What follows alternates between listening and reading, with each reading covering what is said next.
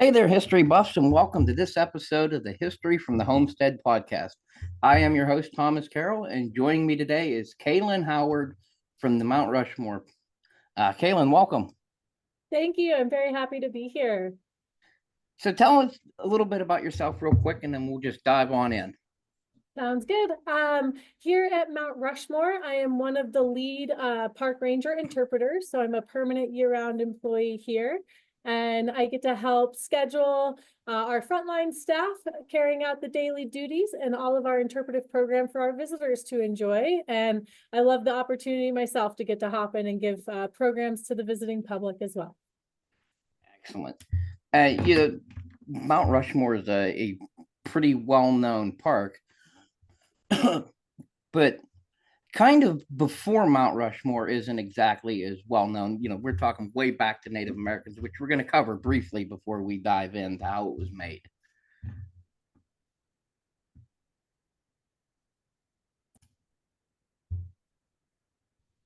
Yeah, the Black Hills here in South Dakota are culturally and spiritually significant to numerous indigenous nations and peoples since time immemorial.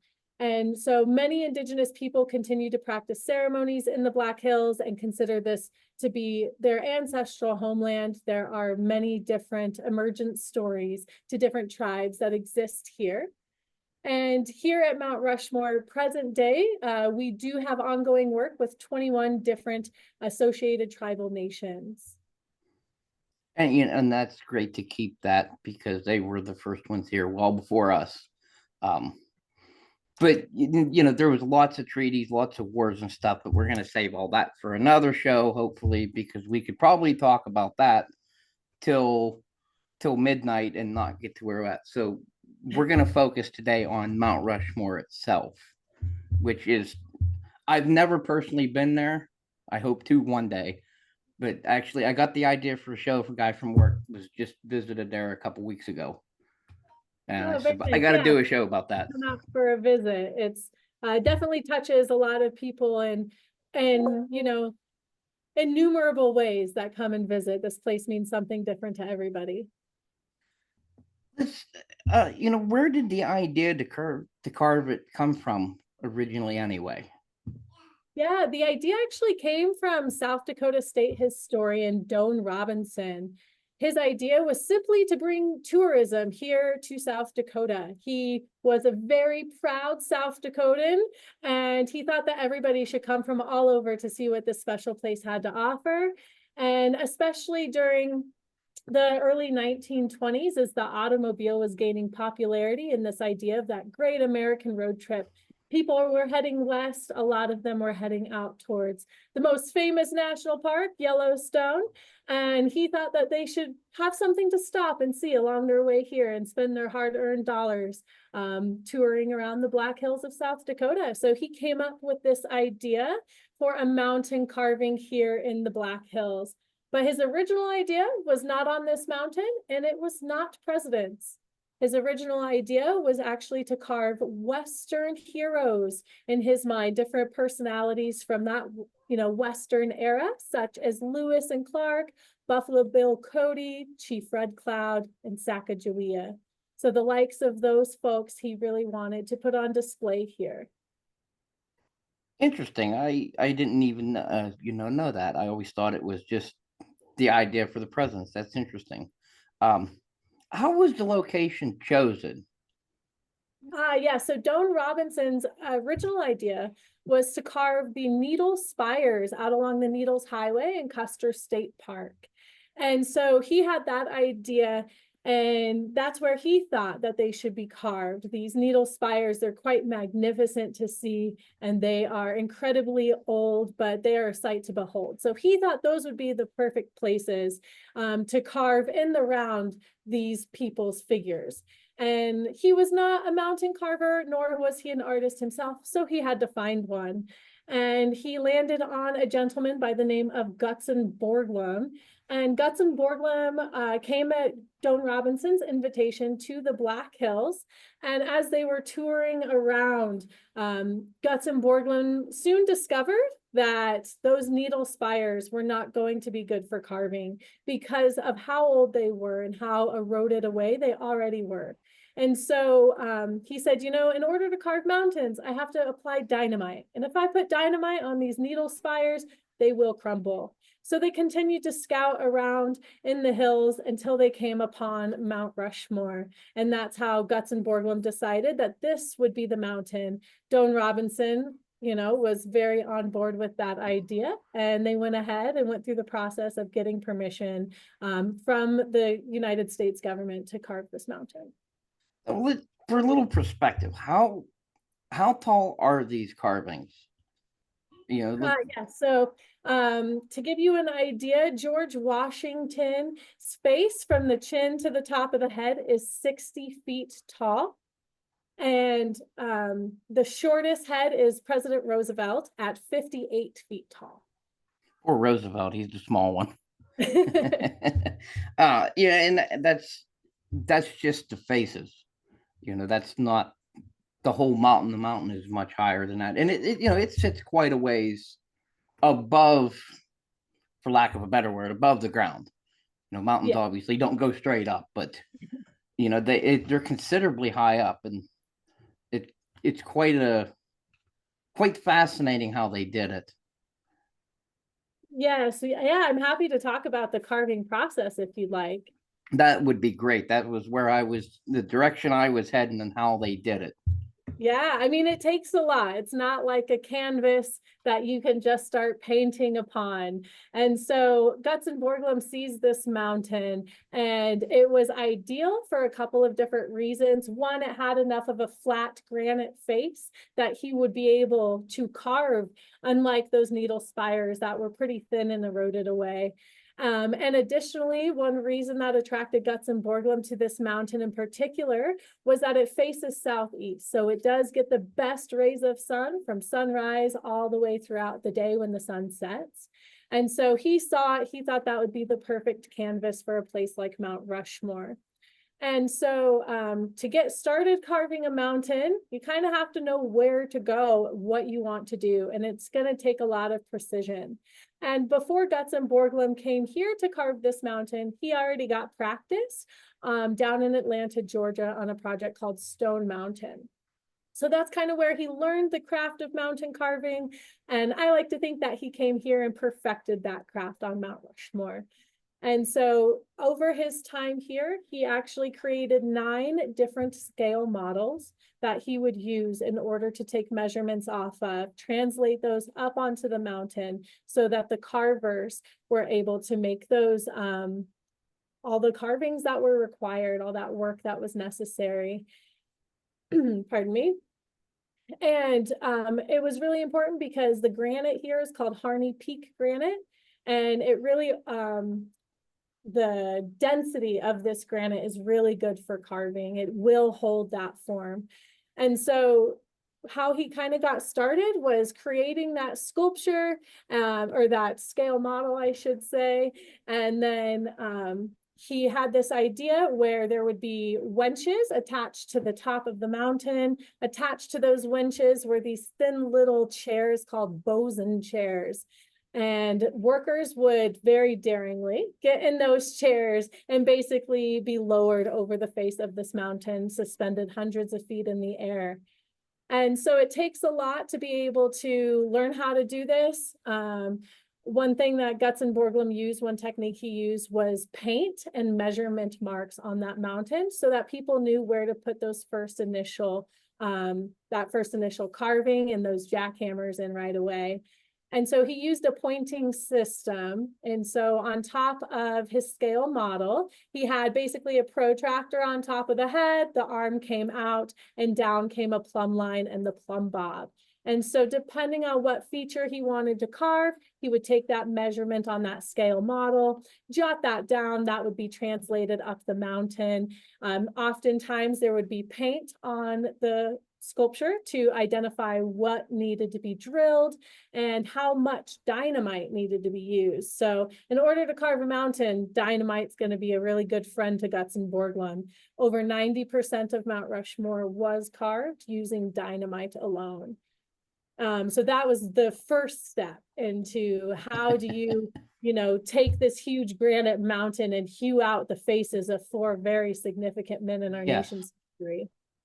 Uh, you might not be able to answer, but do we know how much dynamite he used? Because I'm kind of a We firebug. I like a good Oh, explosion. So unfortunately, not something that was kept much track of. There have been, very rough approximations over the years, but nothing that we could give like an accurate figure on, unfortunately. yeah, But yeah, rough a approximations. lot.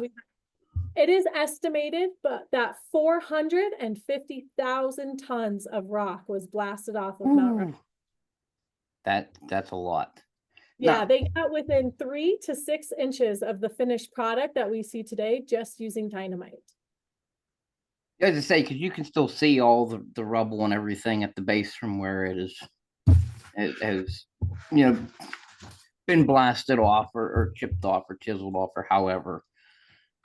Yes, you can. And even when you're out hiking along the Presidential Trail, our main trail here in the park, you can actually see, if you look up, we call it the talus slope, but you look up that big rock slope and you can still see carving marks and jackhammer marks in that rock that was blasted off. So you can feel that history, right before you. Wow, that's the kind of stuff I like about history, where you can see it and have a connection to it. That's what's wonderful. Um, how many people did it take to carve this? How many people and how long? Yeah, so over 14 years is how long it took to carve Mount Rushmore. So from 1927 to 1941, Guts and Borglum had about 400 workers who helped to make Mount Rushmore as we see it today. However, it wasn't 400 people at work. By and large, the standard crew was about 50 people or so at any given time.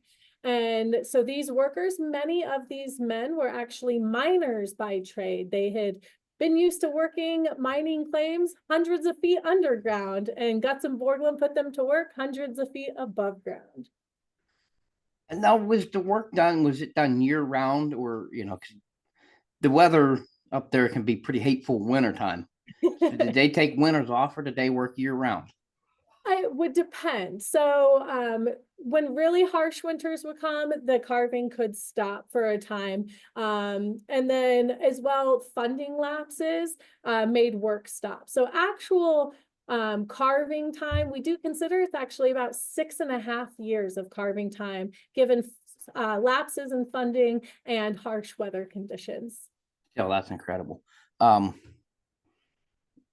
are there any mistakes? Did they make any mistakes there that you maybe kind of can't see from a distance, but if you get up and look, did they make any mistakes? I gotta know.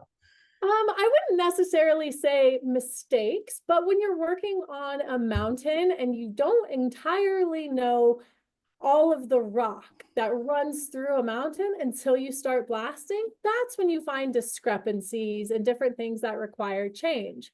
And so one of the biggest changes, and not necessarily a mistake, but a very difficult decision for Guts and Borglum, was they got 18 months into Thomas Jefferson's face. They were about partway down his face when they started seeing different veins of different rock and cracks in that granite that were not going to hold.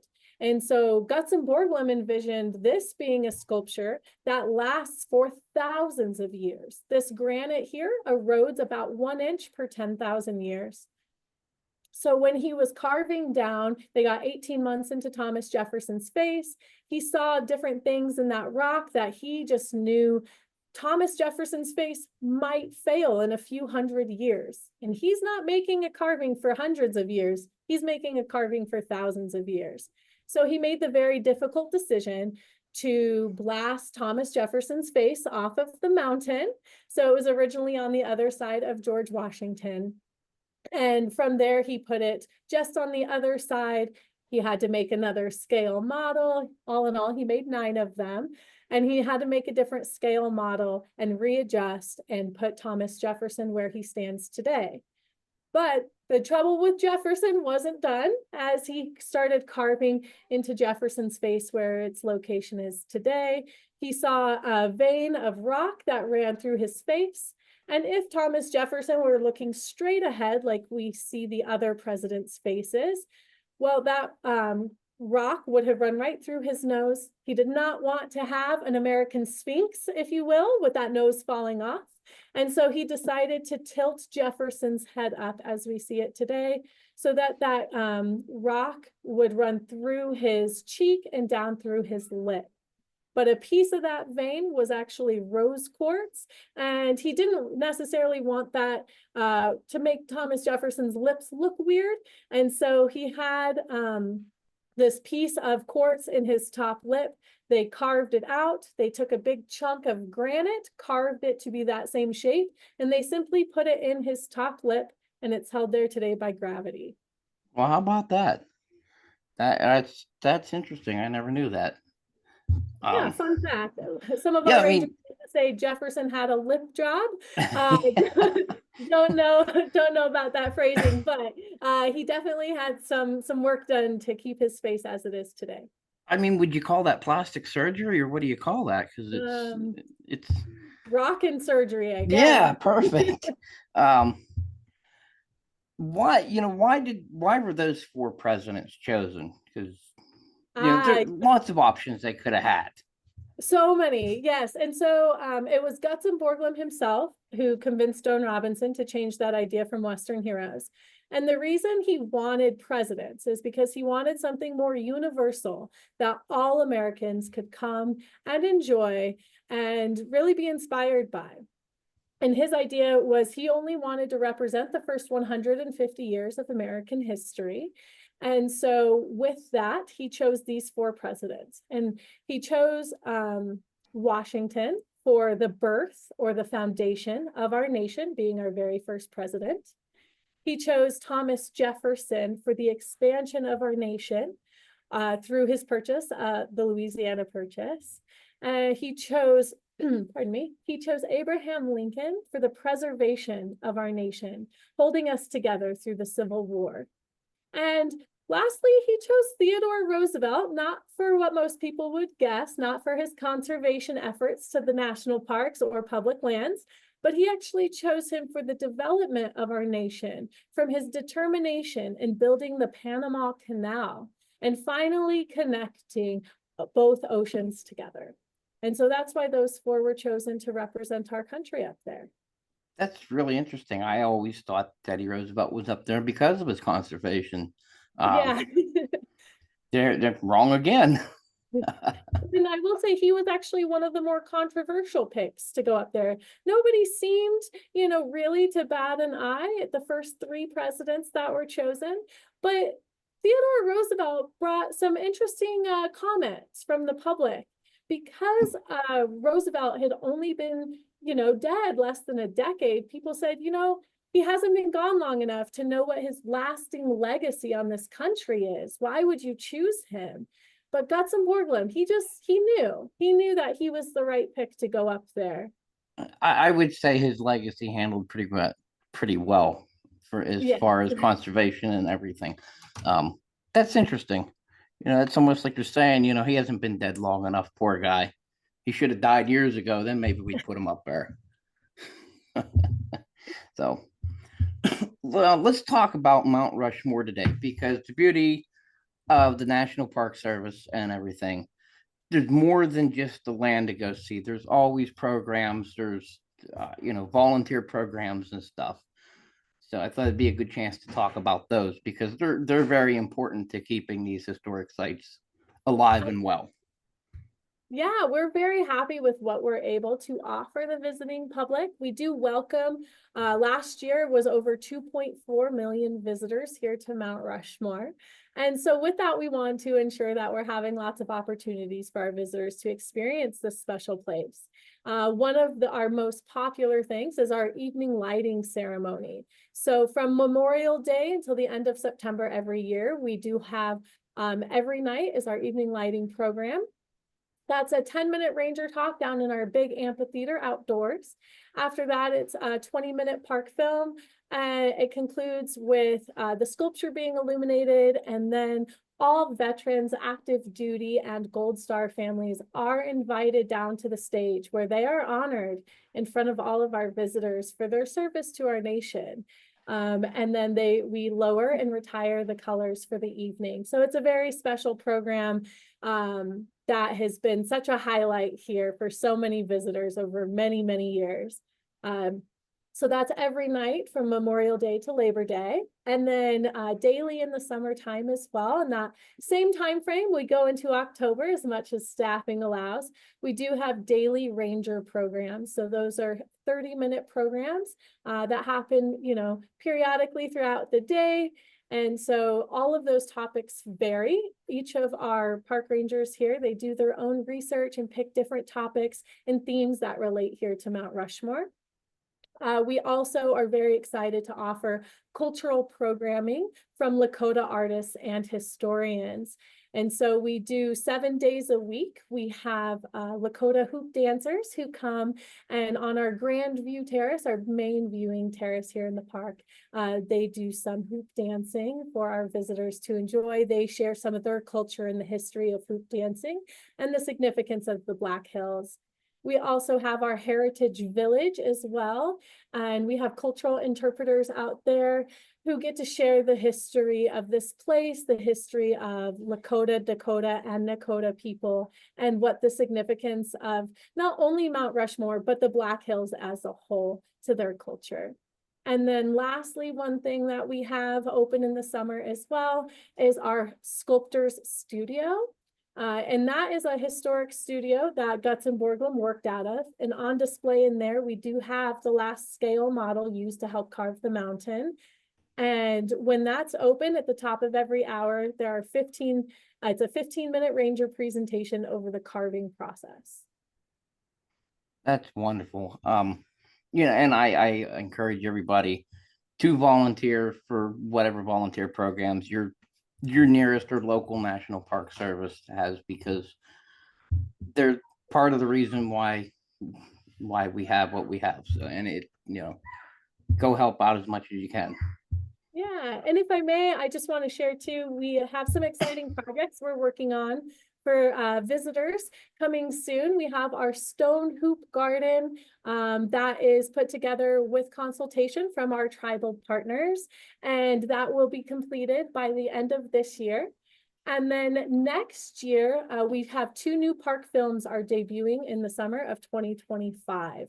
And so visitors who come and see our evening lighting program, they'll get to view a new park film next year. And in our theaters inside, there will be a new park film to watch as well. So we're really excited about these upcoming projects we have, including a wider range of voices, including our tribal partners, to continue to have that representation here. See, now you sold me. Now I have to go. Having never been there, I have to go now. Kaylynn, I thank you very much for taking the time to talk about this, for talk about Mount Rushmore. It's a very well-known but important piece of history, for more reasons than I knew, as we learned today. Yeah, some of us, we like to consider it Guts and Borglum's love letter to America. He called it the Shrine of Democracy.